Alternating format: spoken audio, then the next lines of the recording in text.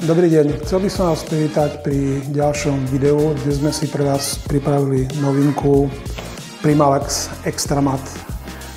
Na tejto scéne by sme vám chceli ukázať vlastne výhody tej farby.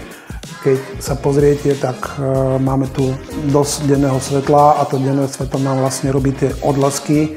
Tá farba je vlastne určená na to, aby tie odlesky nejakým spôsobom neboli viditeľné. Takže ukážeme vám kompletne celý postup, ako postupovať.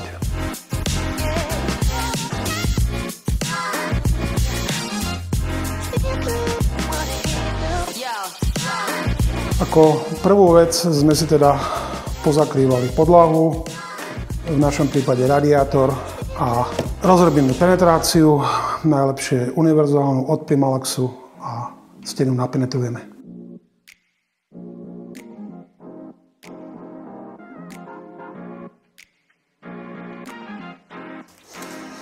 Super, máme napenetrované, počkáme teda, kým nám to vyschne a budeme pokračovať ďalej. Pred samotným nanášaním farby je dôležité ju poriadne rozmiešať a môžeme ísť aplikovať.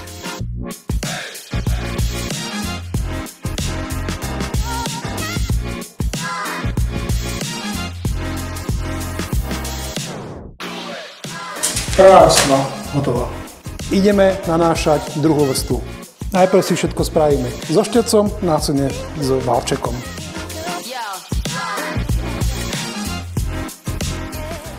Pri samotnom valcovaní treba dávať pozor na to, aby ste farbu rovnomerne rozotierali.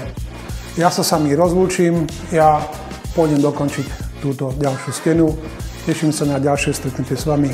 Dovidenia.